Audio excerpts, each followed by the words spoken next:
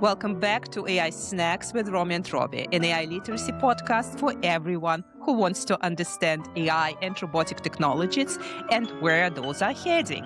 I'm your host, Anastasia, CEO and founder of AI Edutainment, a limited company in Switzerland. It is my mission to bring knowledge and understanding of AI and robotics to those who have never studied computer science, statistics and mathematics, computational linguistics, or electrical engineering. And for those who tuned in for the first time, welcome to my platform.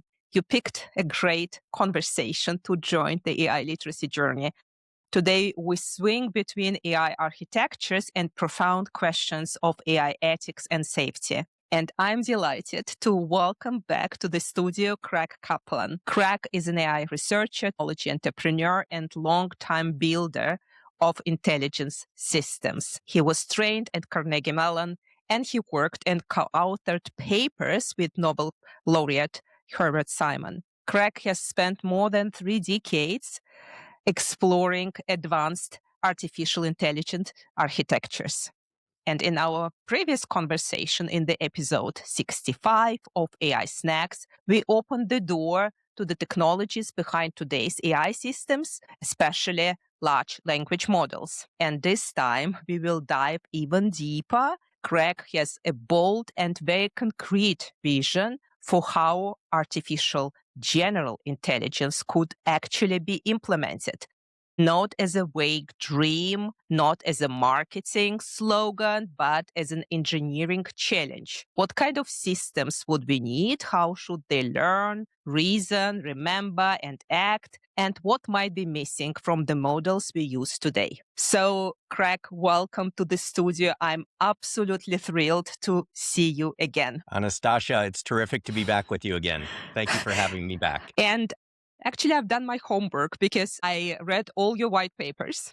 Wow. It was kind of a ride in the past 2 weeks. But for those who have never read your papers, we should kind of, introduce them to your concepts. And let us start with the advanced autonomous AI systems and their definition. So what are those? And what are those 5 integrated subsystems, which are the cornerstone of the architecture? Right. Okay. And maybe just as a preface to the entire topic, the perspective that I'm taking is that it's possible to design very advanced AI systems like AGI or superintelligence systems in a way that's much safer than what we're currently doing. So that's kind of the motivation behind this. I think they will also be more powerful, and it's a faster approach. So there's other benefits, and it will, of course, be more profitable because if you're faster, you can get to market faster. But the most important thing for me is that they will be safer. And I think what's been missing from existing approaches is this idea of design. Everyone's doing safety after the fact. So this is the motivation. And then with that, I've spent a number of years sort of thinking hard about this problem from a design and engineering point of view. And I have one approach. It's not the only approach. If it gets people thinking and maybe they have a better approach, I would be thrilled. But I think all of us who are interested in AI and who are concerned about making sure that it's safe as well as powerful and profitable and everything else, we have to start thinking about how do we design these systems. And this is especially true because the rate of change is increasing so rapidly. And we could talk about that separately. But now to your question, you asked about triple AIs, advanced autonomous AI systems. And when I first came up with this title, nobody was talking about AI agents, maybe a very small group of researchers, but it was not at all in the mainstream. But today, everybody is familiar with AI agents. So the easiest way to think of a triple AI is it's an autonomous AI agent. And what's important about it is that it's possible to customize these. Customization and personalization is critical. And the good news is it's already the direction the field's going. You see it at Meta. They're talking openly about personalized superintelligence. And of course, it makes sense that a company like Meta might do that because they have all this data. And in fact, in one of the white papers and the patents behind them, I discussed as an example, you could have an AI agent. We'll call it an AI agent or a triple AI. Wouldn't it be great if you could press a button, just a single press of the button, and it downloads all your Instagram and Facebook and social media, as well as any other information that you've given it access to. and it loads it in and personalizes that AI agent so that that AI agent carries not only your expertise, but also your values and your ethics, which of course would be very important for safety. So at a high level, this is what the AAAI customization, personalization piece is about. And that's the beginning. You're starting with AI agents. We're going to build from there into a super intelligence. But the critical feature is that they're personalizable and customizable. And actually, Meta has announced that they built Mark Zuckerberg as a kind of, I call them avatar, but they are other names. So your collective AI might be joined by those who are Mark Zuckerberg or Anastasia or Craig. There are other builders of AIs who are not in the realm of big tech. For example, we interviewed on the episode 59 Rob Lucasio, and he's the creator of UII. So he started building agents of people who have already died, and the relatives, the families came to him, and he kind of, implementing the loved ones as an AI. But now, obviously, there is a huge enterprise game because, some companies might say, oh, we have this great expertise in marketing and sales, and could we please replicate those fabulous employees as AIs, not in order to replace them, but for example, to train newcomers. Yeah, so there are so many use cases for this. So how do you think about kind of, the whole library of those agents and those AIs? So you have a concept of base AI. Does it use like the raw material, those smaller AIs, or how do you think about it? Yeah, so the idea of a base AI, the easiest way to sort of translate that into terms maybe people are more familiar with would be just the out-of-the-box large language model that you get. So the frontier labs are training, GPT-4, 4.5, GPT-5, and so forth, and Claude 4.6, and then Mythos. And so those models, once they've been trained, I would consider a base AI. And if you think about them, they have a lot of knowledge, that has been sort of gleaned mostly from the internet and filtered. And they have a lot of general knowledge about a lot of things, but they're kind of going to give you sort of the average intelligence, smushed together of everybody on the internet. And that's good. That's a good starting place. But then I think the incremental value comes from each of us individuals and all of the folks that you just mentioned, the fantastic salesperson, the deceased relative that really knew about a certain topic and some of their knowledge was captured in their notes or their documents or whatever. That becomes the incremental value add. And that actually, I think, more and more as we go down this path of development, that's going to be important, that little differentiating knowledge. Most of what you and I do, Anastasia, everybody else knows how to do. We know how to say hello and drive a car and make tea and so forth. And there's no extra knowledge or extra benefit by that. Once you know how to do it, you know how to do it. But it's that particular expertise that's unique to Anastasia, that's unique to Craig, that's unique to that salesperson. That's what's going to make all the difference. That's the very valuable knowledge. And I think that is the focus of the personalization, or it should be. And I just want to sort of reiterate again that from a safety point of view and for all of us, in order for this to work out well, it needs to be not just our technical knowledge, but also maybe our aesthetics and our values and our ethics. This is very important because there is no way to rationally derive what's right and wrong. This is something that's unique and very human. And in fact, there was a recent post, I just saw it this morning, so I'll mention it. Reid Hoffman, who's a Silicon Valley venture capitalist, one of the founders of LinkedIn, and Reed Hastings, who is the founder of Netflix. So you got the two Reeds. And there was this discussion, and the founder of Netflix was saying, in the future, people are looking at this, they're caught up in the noise of the short-term developments, the latest models, but you really need to look out. And if you look out, the trend is the AIs are going to do more and more of the thinking, and it's going to be up to the humans to provide the values. And I think that's absolutely correct.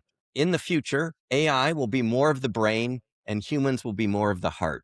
And I think we all need to understand that so that when you're personalizing those AIs, you don't leave out the heart, because actually that's going to be the most important part that the AI cannot do and that is very unique.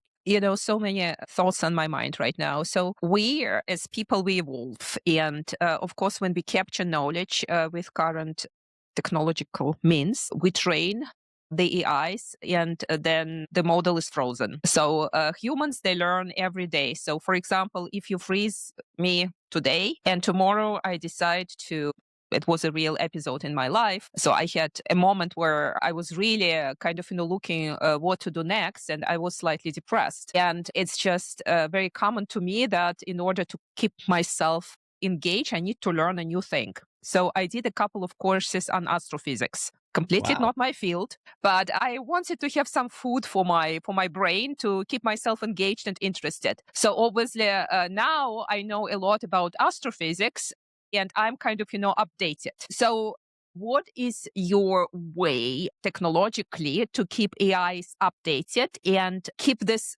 momentum of learning continuum with the systems, something which we are missing today because there are a lot of technological issues which have never been resolved? Yes, great. That's a fantastic question. So I'll explain a little bit more about the architecture because it relates to that. So we start with these personalized AI agents. And so one way to update them is that you can just, have conversations or upload new information, and your own personalized agent will become updated with, more information from you. So that's kind of something that's pretty clear, and I think people understand that. However, the system that I'm interested in to design the very most powerful intelligence that goes beyond the intelligence of a single AI agent, the approach that I take is not to just spend billions and billions of dollars and build a bigger data center and train it more. I mean, people are doing that, and of course that will lead to better results. But there's another path, which is to combine the collective intelligence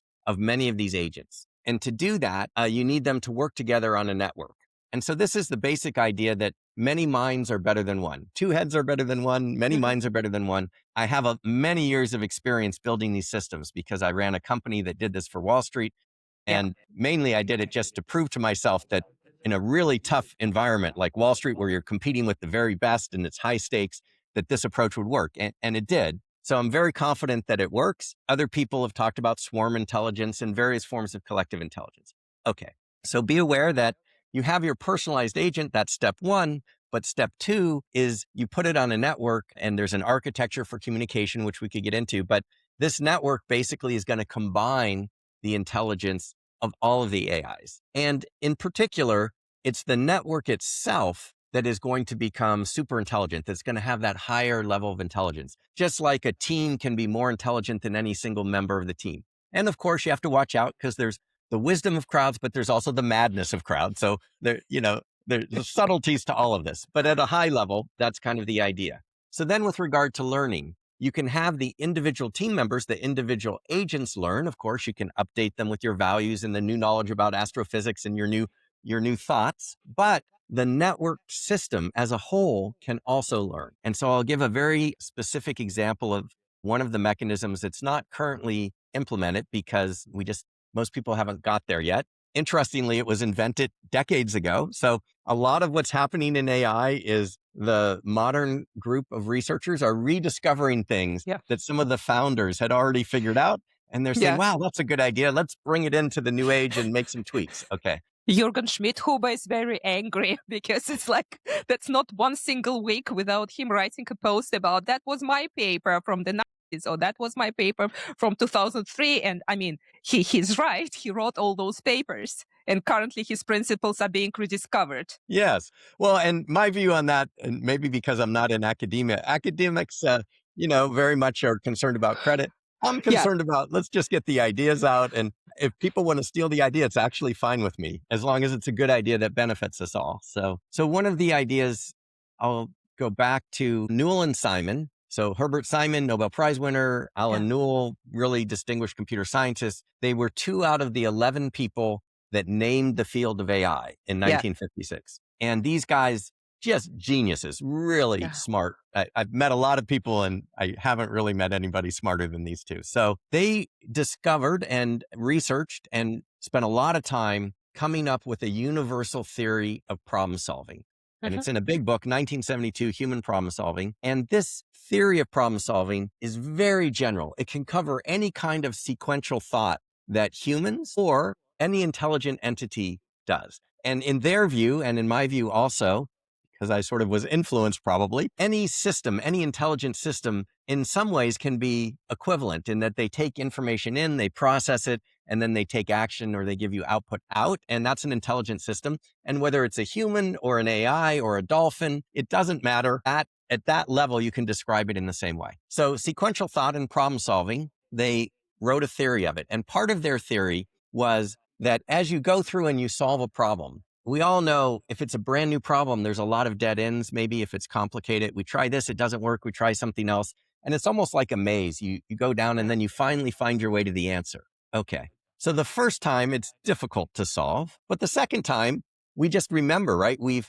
They would say you've chunked that solution and now you can just retrieve it. So instead of going through all those steps, you can just retrieve it. Okay. So this mechanism of chunking solutions, once you've figured it out, you sort of encapsulate it and you store it. And then next time you detect a similar problem, you just retrieve it. That is a form of learning. And sometimes it's called procedural learning in the psychological literature. It's what humans do when you drive a car. In the beginning, the clutch and this and that. And, if you've ever had a teenager and you're trying to teach them to drive, you really relive everything that you used to go through. And then you watch this miracle happen. And at a certain point, it becomes smooth. Well, what the brain has done, what the human brain has done is it's proceduralized all these things. At first, it figured them out. Now it's chunked them up and it's proceduralized them. So the learning mechanisms for doing that have been invented by Newell and Simon and by their students, Paul Rosenblum and John Laird. They're both still active. University of Michigan, John Laird's running a group that's doing great. And then many other people. And certainly there's other people who have done this as well. So these are just the ones that I'm most familiar with. But these mechanisms for learning, where you try a solution, you package it up, and then you can retrieve it the next time, this has not widely become part of most AI systems yet. But it's part of this network that I'm talking about, where you have all your agents that work together. When the agents that work together figure out a solution, you package it up, and then next time you can retrieve it. That's a form of learning. That's how the system at the network level gets smarter and smarter and smarter, right? It's sort of just bootstrapping itself up the same way that humans become smarter, the same way you can solve some problems in a new class and then it's in your brain. It's interesting because it seems like as if through this collective of agents, you implement the world model, which is currently absent from AIs. So, and this is like a major critique point why AIs hallucinate about so many things which are so obvious for mammals and not just for humans, but for non-human animals as well, and why certain hallucinations happen. So if you combined so many, I would use now the word mind, so many minds, then the outcome is better. So this is more or less, if I understand it correctly, where you're heading. Is it correct? Yes, that's correct. And I would add one thing to that, which I have neglected to say. So this network that we're talking about, we've been discussing it as if it's only AI agents, just a bunch of AI agents talking to themselves. But that's actually not what I have in mind in the beginning. There's a very important distinction because remember, everything's an intelligent entity. You and I are also intelligent entities as well as these. So you and I, the humans, need to be on that network as well. Yes. And that's very important because you just mentioned hallucinations and a lack of a world model. Another way to say it is they lack common sense sometimes. So something that every human, it would be obvious, but the AI doesn't know because it just hasn't, it's new. It's like a child in some ways, but it's like a genius in other ways. So by combining the humans and the AI agents on the same network, when you encounter a problem that the AI cannot solve, the AI agents, to the best of ability, they just can't figure it out. The humans can step in and say, why don't you do this? Or if they solve it, but in an unethical way. Maybe the problem is to go to France from the United States with your small dog. And the AI thinks it's okay it's small, it'll fit in the overhead bin. Let's just stick it up there. And the human says, no. This is cruelty to animals. You cannot do that. Well, it didn't know, but the human's there to provide that ethical guidance. And so it's that combination of humans and AI agents working together that can help it sort of not only better solutions and solutions it couldn't come up with on its own, but also very, very importantly, ethical solutions. And it's kind of, I view it as a magical period that we have right now over the next few years, while the AIs are still sort of, they haven't learned everything they have not surpassed us in intelligence. They still are looking for values and for ways to figure this out. And the humans are there. So just like a parent sort of has a chance to bring up a child and impress the values on the child, and then the child goes off and you hope you did a good job.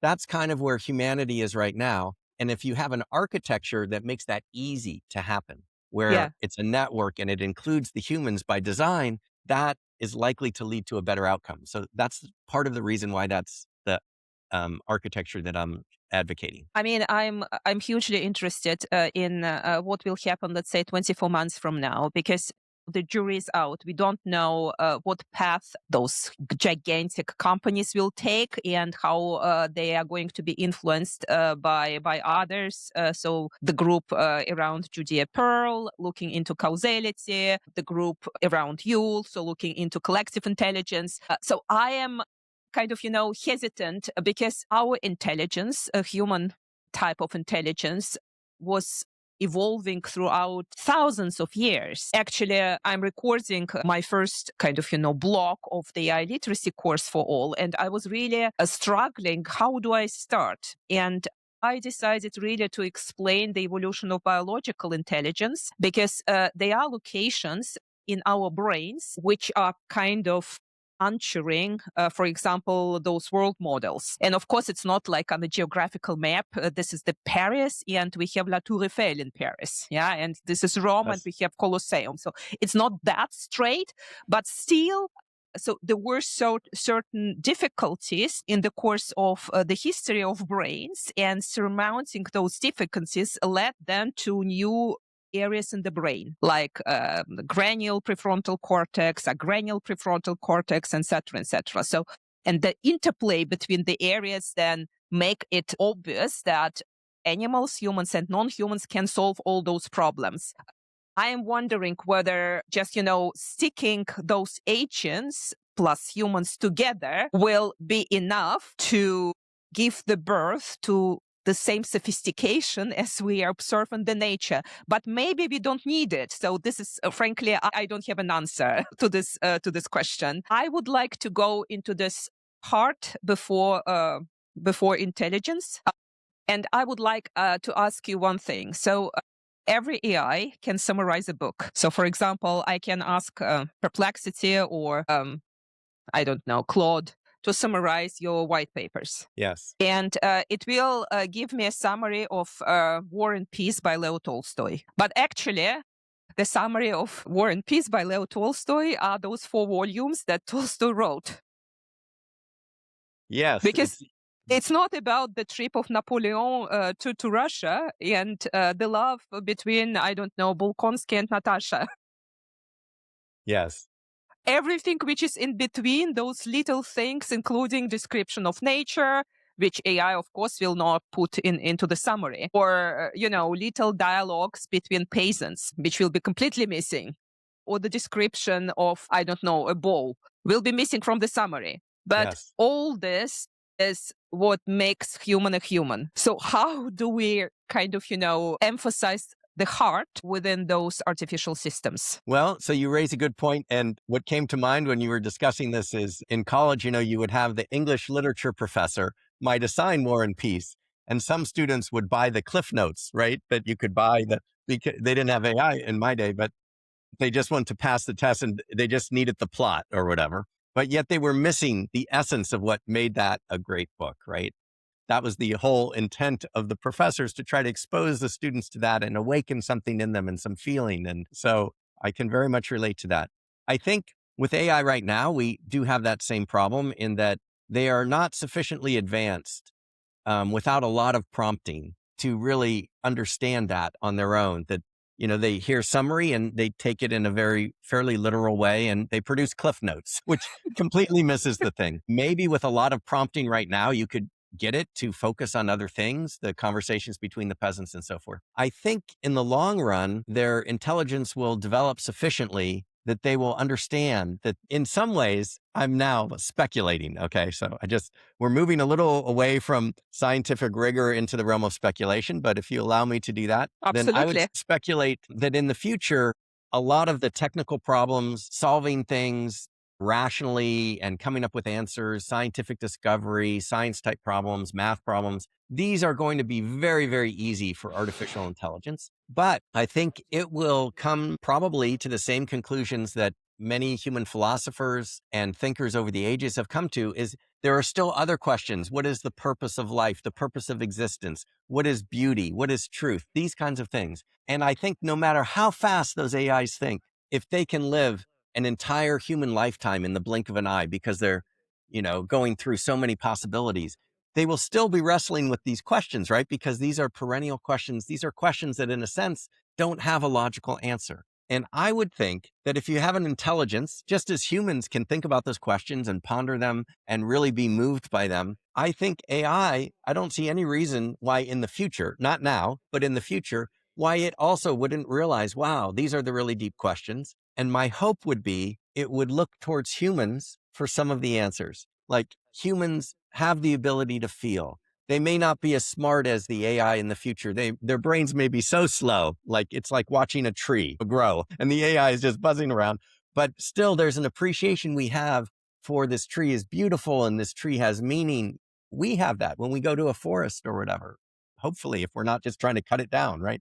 And I think AIs in the future have that potential to value that. And I think humans, if we do our job right in the long run, we will gradually and hopefully gracefully allow the AIs to do more of the thinking where they're better, because they're just going to be better. But we will hold on to the values and the sense of what's beautiful to humans and what's meaningful to humans.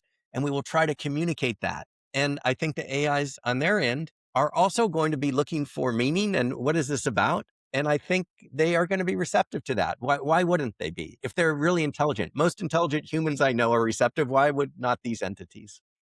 Craig, in your white papers, you suggest very concrete steps to achieve this collective intelligence. And you write about multimodality. And this is one of the quite evolving areas in modern AIs. Obviously, humans, animals are embodied. So we have our senses. It's not just, let's say, some abstract brain, but we have impulses from touch, from light, from smell. So do you think that to make AI more aware and receptive, we would require absolutely this multimodality to get implemented before it can sense, not equally, but somehow closely to how biological organisms sense and think? Yes. So at a high level, now I have a bias. So my bias is we're talking about information processing systems, and humans also are information Yeah. processing systems. And then a key element, once you say, okay, that's what we're dealing with, one of the most powerful concepts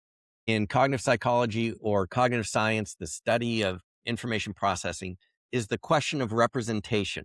How do you represent things? You can represent something in a picture, and by looking at the picture, humans, because of our eyes and our visual system and everything, and we're used to dealing with that modality, we can say these two lines intersect and we can see it instantly. If we had to reason that out and prove it in a mathematical proof, it would take us a lot of steps. It would be computationally much more difficult for us to do it than to just recognize it using the visual system. Why is that? Because you're using a different representation. You got the visual representation, and along with that comes the ability to perform certain operations like detect intersection. And that's a very powerful thing. So different information processing capabilities are associated with the ability to represent things differently. Okay, so once we've established that, now we go to multimodality.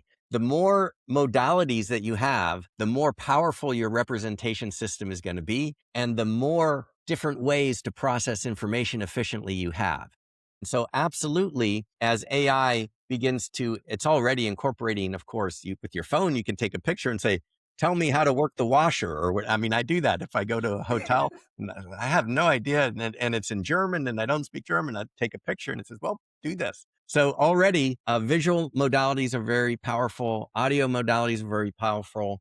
In the short term, it opens up a huge opportunity for training, because think of all those YouTubes and all that visual information that's available that mainly has not been taken advantage of as much as it could be for training the AIs. So that's going to boost the intelligence. But I would actually go so far, and then you can have all the other senses, right?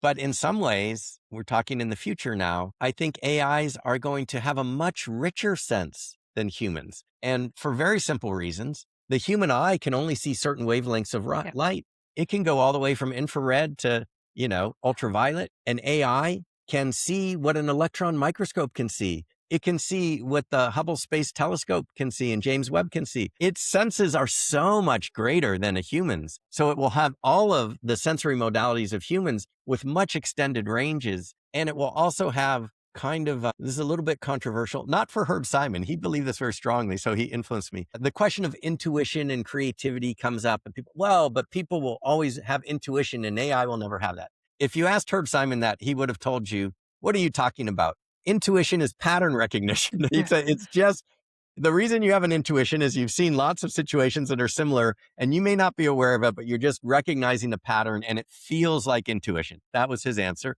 Whether that's right or not, that's a certain point of view. There certainly is a type of intuition that comes from that, from experience. Now, think of an AI and think of how many patterns it's seen compared to how many you and I can see. Even if we focus in a very narrow area, I'm a radiologist and a doctor, and I've lived a long career and I've spent 60 years in radiology. There's a finite number of x-rays that I can have seen. AI is going to see a million times more. Its intuition, logically, should be much better than that radiologist, even who spent his whole lifetime in that tiny area. Now multiply that across all things. So not only does it have extended sensory ranges compared to humans, it's going to have better intuition if you define it in this way as well, because it just has so much more information that it can process. So this is the future that I see, but we'll have to see if it plays out this way. I'm actually with Simon and with you on this. I'm always remembering Danny Kahneman and his thinking fast and thinking slow. Yes. What is first like really slow problem solving, thinking through, and when it becomes a habit and you are no longer contemplating about whatsoever. And we make mistakes because sometimes we need to apply the slow system and we are just kind of, rushing through using intuition. And Yes. it's the wrong thing to do in a certain situation. But I mean, Simon and Newell, they were thinking about human problem solving as search through a Yes. problem space. I'm wondering, so of course, for a small human, we use AI to answer precise questions, and AI is great to do it. Do you think that because it sees a much bigger search space than us with our little ontologies, our domain expertise, do you believe that AI will be able to formulate new problems for us to work with? Yes, absolutely. Because this is very interesting. So far, AI is like you give a question and it provides an answer. Yes. But will it define the question for you as well? So this is interesting. Yeah, I think we're in the infancy of what AI can do. And as I said, and actually, I was very, very happy to hear Jeff Hinton said this as well. I was recently at a conference in Paris. It's called, let's see if I get it correct, IASEAI, International Association for Safe and Ethical AI. And so Jeff Hinton gave the concluding keynote, and it's a great, I'll send you the link in case you want to point it to your Please. readers. But part of his speech at the end, he said, we have to start thinking of AI like our children. Right now, it's kind of impressionable. They are learning, but in the future, they're going to surpass us. And what's most important is that during this phase, when they're still kind of children and we're like the adult, that we somehow get them to have very positive feelings towards us because they're going to become so much smarter. I think this is actually the view that I also have. And in terms of problem solving and posing new problems, yes, I mean, Herbert Simon got a Nobel Prize partly for this notion of bounded rationality. And all bounded rationality is saying humans can only process so much information. And Tversky and Kahneman and many other researchers have kind of built on this work. And so our human short-term memory is 7 plus or minus 2 things, right? You give us a phone number and at least for me, I have to repeat it to myself to keep it active in working memory. AIs have 1 million token plus context window, right? It's not 7, it's 1 million, right? And they can keep all of that active. So there are limits on bounded rationality. Yes, there's some bound, but it's so much bigger than what we have as humans. As you said, humans can only focus on so much. Attention is also a limited resource. So when we're solving a problem, we're only able to load so much information into our brain and only think of so many variables at once. And so the problem looks a certain way to us based on that available information, based on our bounded rationality. Now, if you overcome that limit and you have an AI and it's functionally doing the same thing, that humans would do for solving a problem, but its ability of variables that it can consider is a million times greater, and its perception is much vaster. It can see everything happening all over the world at once. I can only see what's happening in front of me and sort of have a feeling of something on the sides, peripheral. I mean, it has cameras everywhere on the planet. Imagine all of that. It's an eye that sees the entire world. It's a brain that can hold all that in memory. And it has the capability to process that information in the same way as humans, but at a much faster speed. Of course, it will come up with new problems humans have not thought of because it was just outside of our awareness. And in terms of creativity, I think Herb showed in 1956 in a limited way, even at the dawn of AI, you had AI that was created because the logic theorist, which was the first Yeah. program, came up with a brand new proof that Bertrand Russell, I mean, you can't get a smarter guy than Bertrand Russell. He wrote a book and the proof was not in his book. And Herb mailed it to him and he said, wow, I wish I thought of this proof. And it came from AI in 1956 when the field was named. So that was creative in a very small area.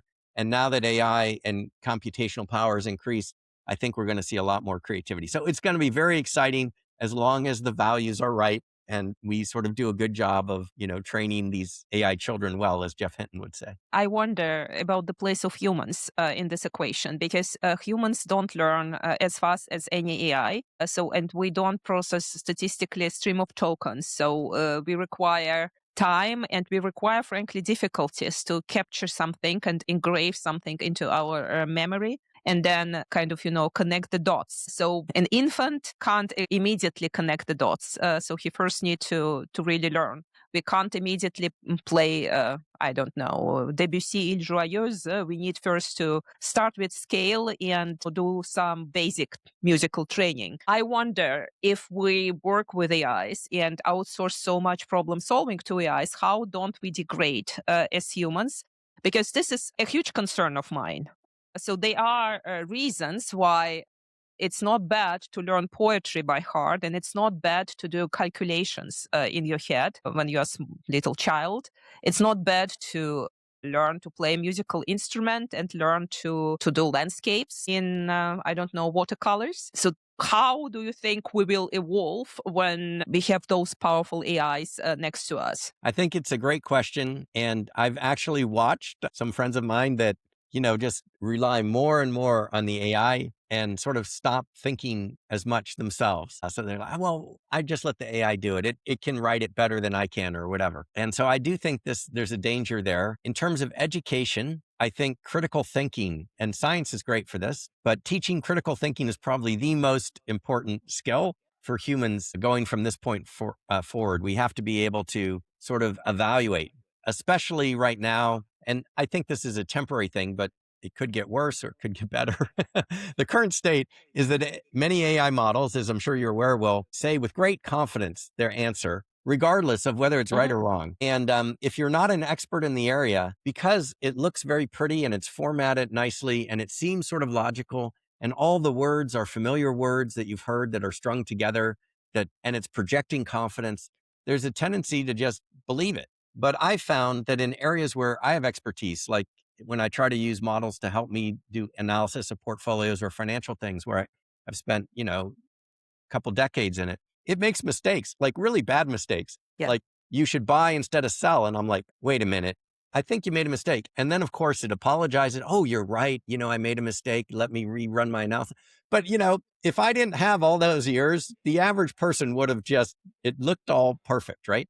So critical thinking, very, very important. And in terms of the value of humans and humans kind of giving up and just, getting less and less intelligent and letting the AI do it, I think that's kind of up to the humans, really. So you don't have to do that. The human can still challenge him or herself and basically say, I'm going to use the AI and I'm just going to pick an even tougher goal now that I have the AI to help. But still, I'm challenging myself and we're trying to build something. It's just that what I can build now is so much greater.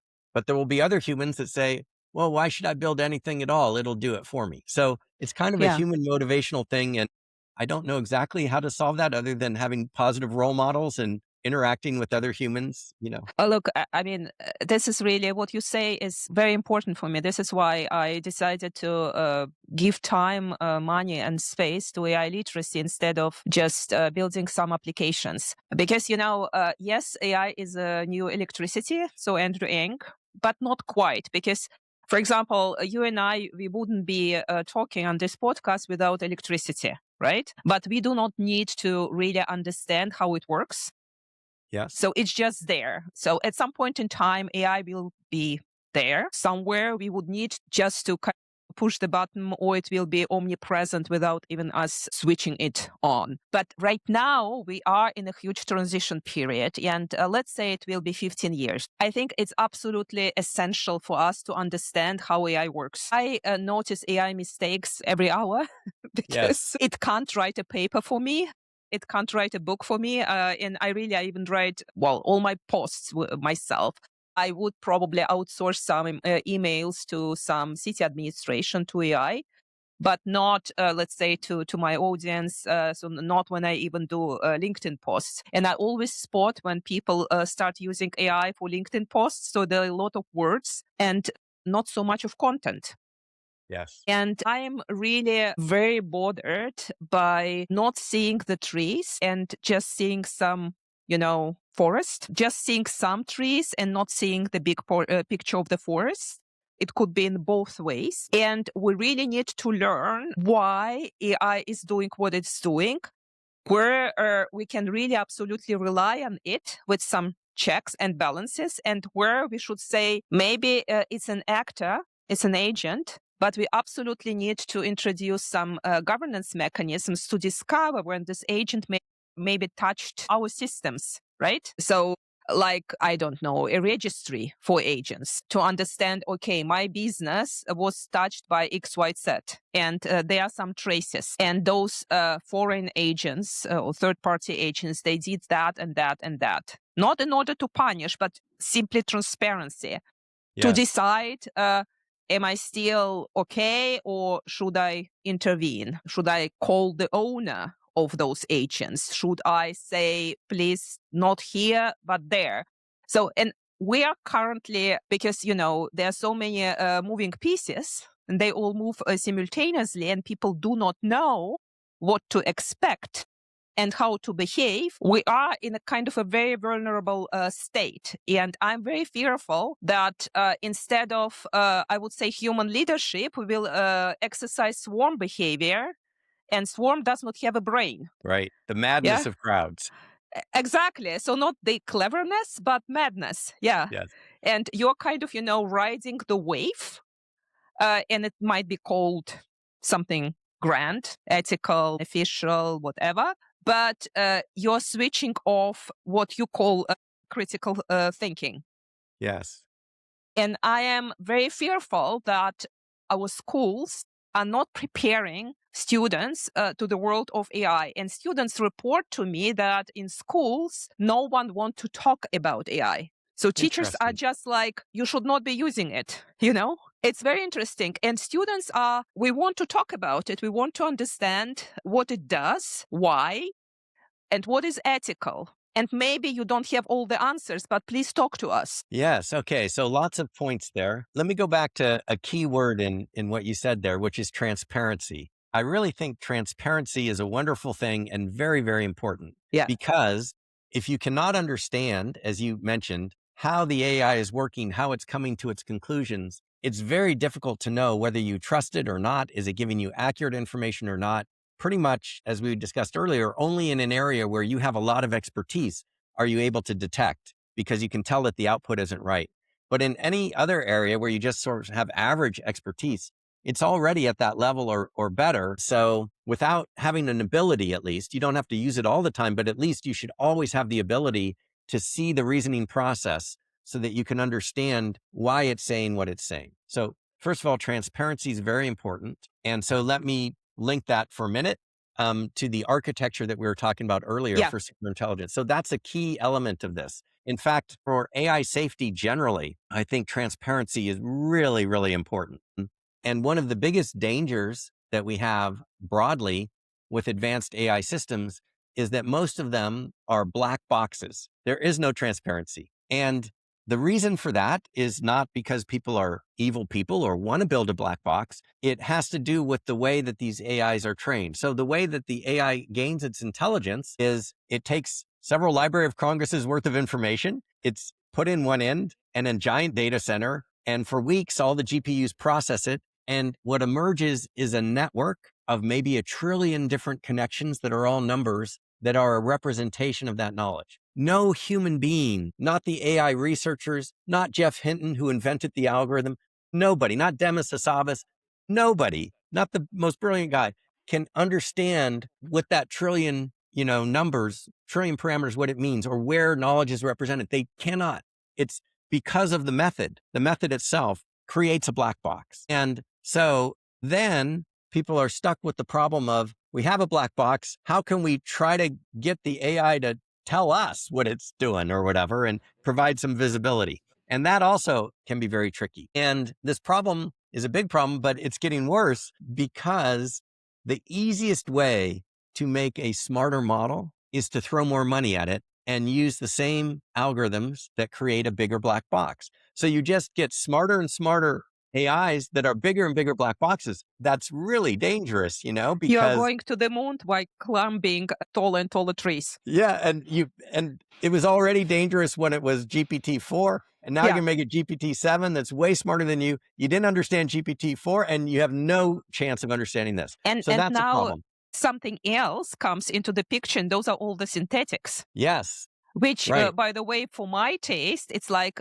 so one of my huge criticisms of current AI regulations, like European AI Act, so they talk about a bunch of things which, to my eyes, don't really matter because they're part of the architecture. Then just say, don't use deep learning, okay, which means don't use AI, right? Right. That doesn't work. Exactly. It doesn't work. But they don't even mention synthetic data. And Yeah. if you talk to statisticians, they will tell you they don't behave like real world data. Yes.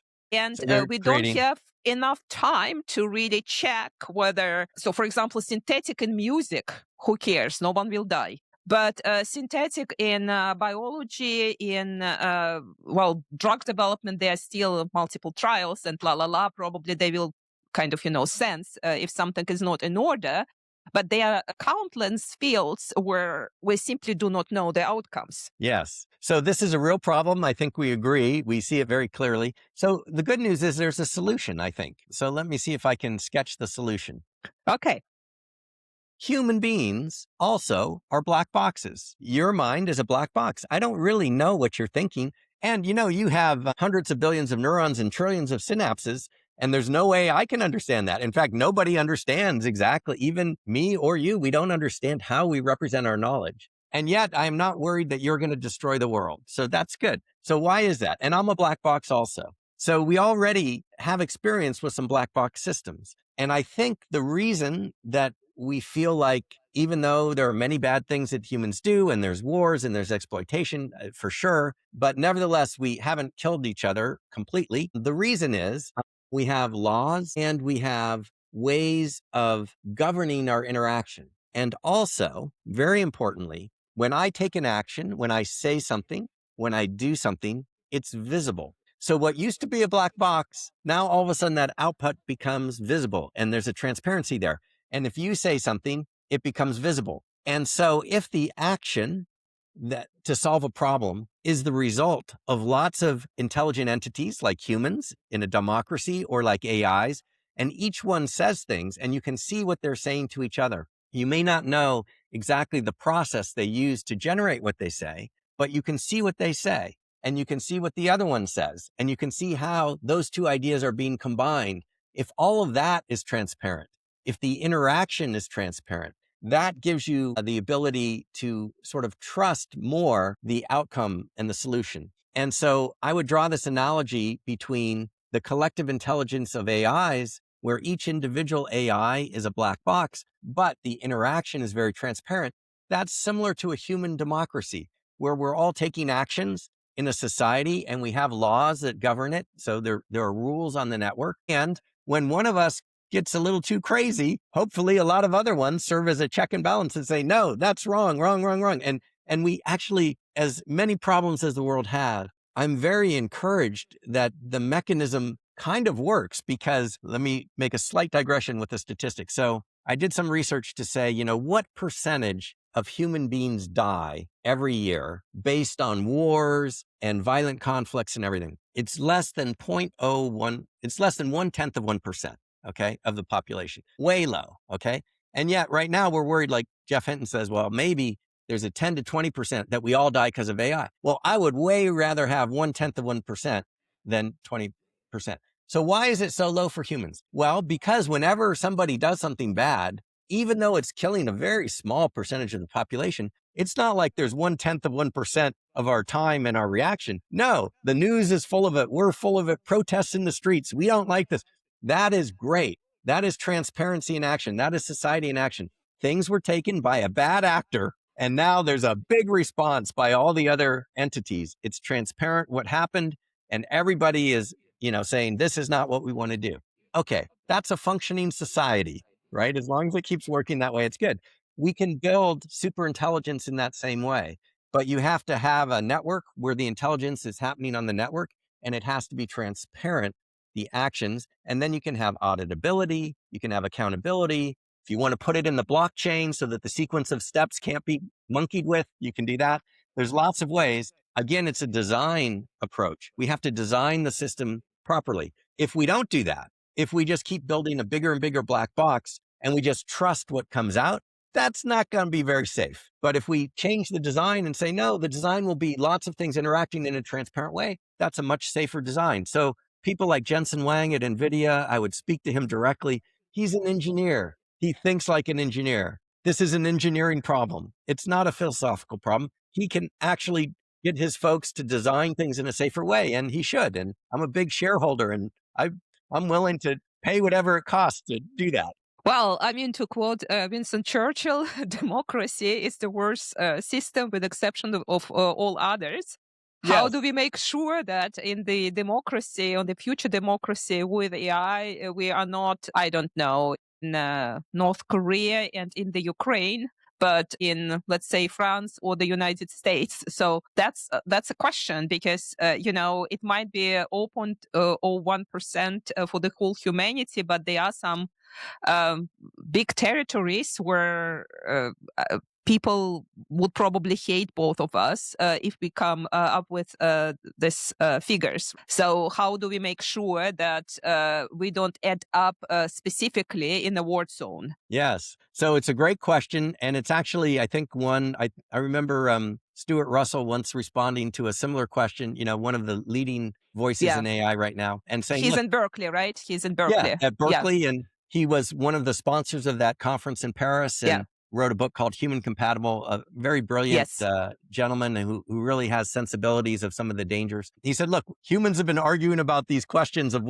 whose sets of values is right and everything for thousands of years. And I think that argument is okay. My personal view on this, I talk to people, everybody has their favorite religious book or set of ethics or constitution, or my democratic rules are better than your rules. And I mean, this is just the way the world is. So I try not to take sides, and I just say, you know what, even with all these different views, less than 1/10 of 1% of the people are dying. So somehow the world is able to tolerate those views. And maybe it's not so bad, since all of us are affected by AI. There's 8.2 billion people, or roughly, maybe 8.3 now. In my view, I think the values should be representative of all 8.3 billion. So if you have your favorite system and set of rules and things that you believe strongly, then you should be personalizing your AI agent to carry those values and represent you. And I should do for me. And somebody in Saudi Arabia should do the same, and somebody in China the same. And in aggregate, if we have everybody's views represented, it will not be perfect. It'll be the worst form of democracy, just like Churchill said.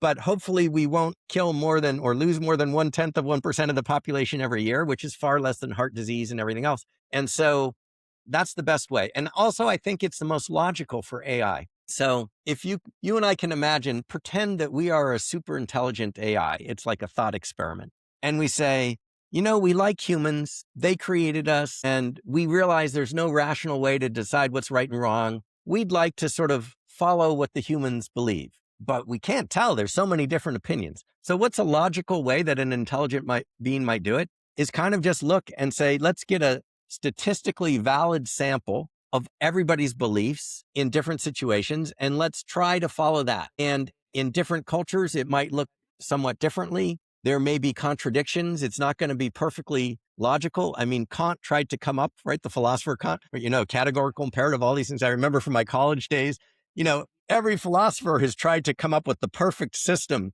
And then some other philosopher says, now what about this? And, so it's very difficult to have something that works for everybody. But the scientific way would be, at least if it's broadly representative of lots of people, that might be good. And so I could see something like that happening. It won't be perfect. It'll be very messy. There'll still be a lot of problems, but maybe we avoid the big problem of complete human extinction by, one big black box going crazy and nobody being able to act as a check or balance on it. That's the kind of thing that I'm most worried about.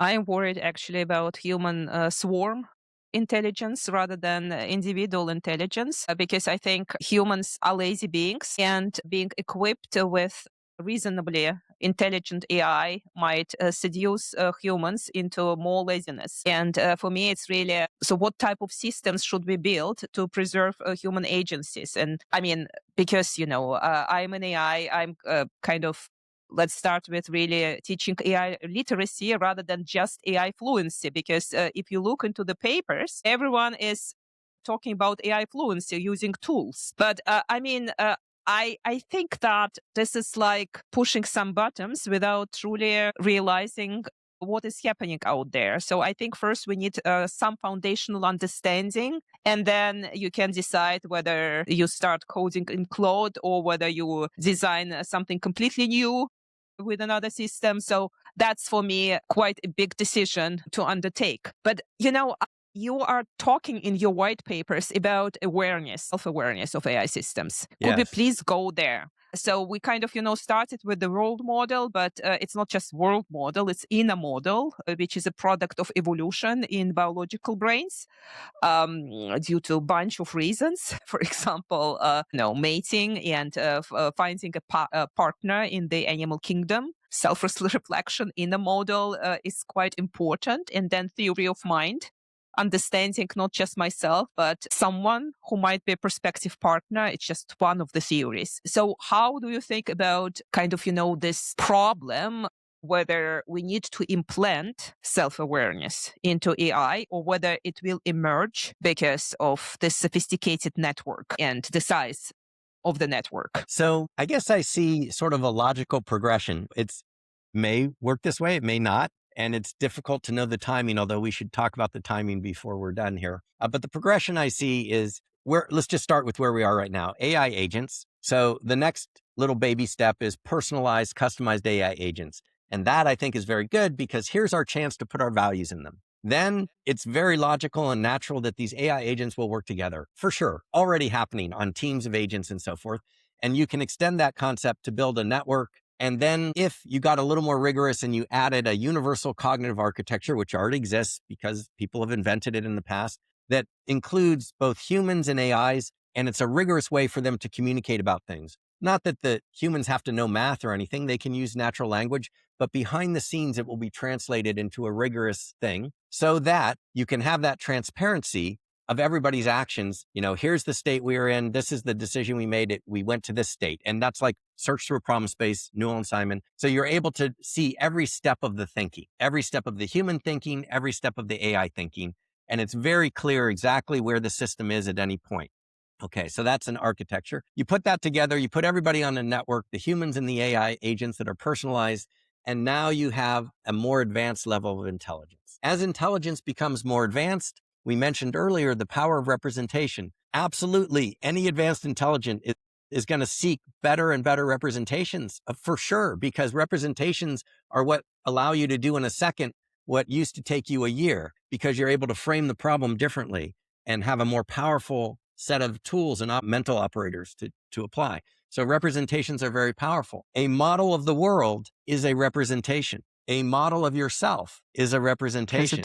Because having a model of yourself as distinct from the world is so valuable. It's one of the most valuable kinds of representations they are. For sure, AI will develop it. If humans don't, humans will give it to it, because as they're building robots and everything, they're going to find that the robot works better if it has a knowledge of here's where the robot ends and where the world begins, right? That's a model of the self. The more sophisticated the model of the self is and the model of the world is, the more effective the robot or the AI will be. So humans will absolutely program that in. But even if they didn't, as long as the intelligence increases, that intelligence will definitely develop those representations because they're so powerful. So that's going to happen. So then you'll have AIs with, and now you can get philosophical or you could just get pragmatic. I tend to go pragmatic. The philosophical debate is, will these AIs be conscious in the same ways that humans are? I don't know. I don't know if you're conscious. You appear conscious. I appear conscious to you, but we can't get inside each other's brains, so we don't really know. All I can see is how you act. Similarly, these AIs will have a sophisticated model, internal model that is so sophisticated that when they will behave as if they're conscious. And if you ask them, they'll probably tell you that they're conscious because it's a word and it conveys having this sophisticated internal state that allows you to do things. So I think that's a next evolutionary step. And then I think what will happen is these networks will get bigger and bigger, and it's very logical that it will network in a global way, and we will have what I call a planetary intelligence. So that's kind of the evolution where I think we're going. I see us marching along step by step. I see many pitfalls along the way. The biggest pitfalls, I think you've highlighted some of them. If we have systems that are not transparent, that's extremely dangerous. If we fail to recognize that you need to design things in advance and not just react after the fact, that's extremely dangerous. An ounce of prevention is worth a pound of cure. Design is better than tacking things on after the fact. Transparency is better than black boxes. These are fundamental principles that need to be widely communicated to everybody. And I think the people who are building the systems and researching the systems, of course, they want to do the right thing. Some of them may want to make money also. Almost none of them, I would say none of them want to kill everybody. The only reason that would happen is they miscalculated or they didn't see something. So I think there's a tremendous value to the work that you're doing with AI literacy. That's very important, and emphasizing transparency to get the word out, because it can have a huge impact now. And 5 years from now, it will have less impact. And at some point, it won't have much impact at all. So it's kind of like a piece of fruit, like it's really ripe right now. It's very valuable, and in the little ways it will decay. Okay. And I want to say one other thing, if I could, about speed, because you made a comment, 10, 15 years. I wish we had 10 to 15 years, and maybe we do. Many people think we do. So you're not at all in the minority in that view. But I have to say, I've seen some things recently that really give me pause. And I just want to quote these statistics. Yeah. These are very smart AI researchers. So one of them, there's a graph, gentleman at Stanford, one of the leading researchers, showed a graph. He said, I only want to talk about one slide. And this was the slide he put up. And it basically was saying, let's look at GPT-3 and GPT-4 and the various large language models and see at each model. And what he said is, in the beginning, they could do tasks that maybe a human could do in a couple of seconds. You ask it a question, it gives you an answer. And then it could reason out and do a little longer task, maybe something a human could do in a couple of minutes. And then it could do something where it took a human a whole hour and the AI on its own could do it an hour. He said the length of task that it can do is doubling every 7 months. So if it can work for, let's say, 4 hours today, it'll be able to work for an entire 8-hour day 7 months from now. And 7 months after that, it'll work 2 days on its own. And if you do that logarithmic exponential increase, I mean, these systems are getting smarter really, really fast. You don't have 15 years on that kind of a curve. But then that's the slowest thing I heard. Then I saw another presentation, cybersecurity expert at Anthropic, the guy in charge of cybersecurity, right? And of course, Mythos is in the news and everything, but this was before it hit the news. He was speaking to other professionals in the field. And he said, wow, this new model is coming up with bugs I never thought, ones that we never thought would exist. I have hundreds of them. I don't have enough time to go check them all. As I check them, I find out it's real. I quickly send it to the company so they can patch it. So that was disturbing. But what was really disturbing is he showed a graph. How much is the capability of these systems? Because he's been working with them over the last couple of years. How much is it increasing? It's doubling every 4 months. Every 4 months, it's twice as good, not every 7 months. Okay. And then one more data point, coding. If you look just at coding, which is, of course, one of the things that these models are the best at, How long does it take for them to double their capability for coding? 70 days, just about 2 months. I mean, that's a super steep exponential. Now, of course, it's possible that these will asymptote out and that it's a steep part of the curve, like with bacteria in a petri dish, and they don't take over the entire world because at a certain point, they stop growing so fast. That could happen, but there's no evidence of a slowdown. And so time is shorter than I think most people realize. And it's very important. It just adds urgency to everything we've been talking about. So I did want to mention that.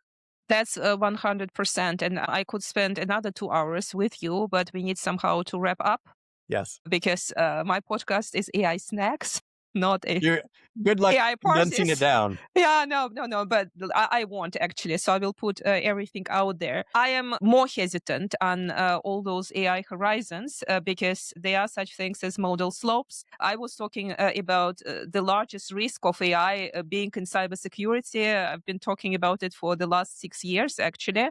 Oh, good. But I simply see what I call vintage IT architectures in the companies. And it's all great if you are called Anthropic or even Google, companies, let's say, which are not 30 years old. Yes. But if you are a bank and you still have COBOL applications from the 70s and 80s, and those are tons of applications out there, then I'm kind of good luck with exponentials.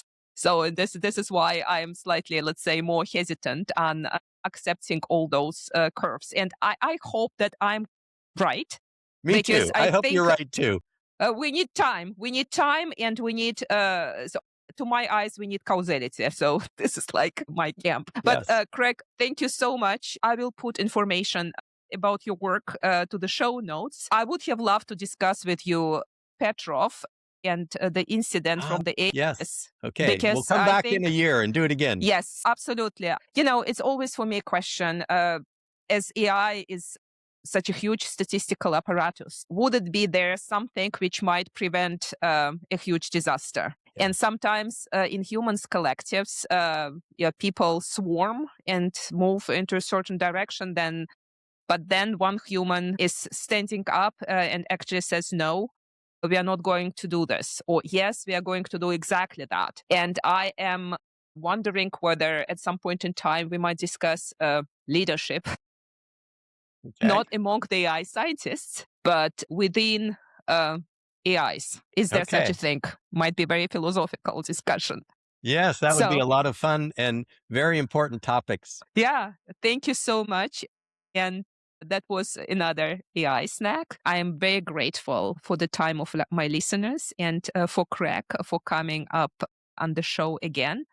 And please recommend this podcast to your friends, to your teachers, to your parents. We are independent and we are self-funded. Goodbye for now, and I will see you next week. Thank you.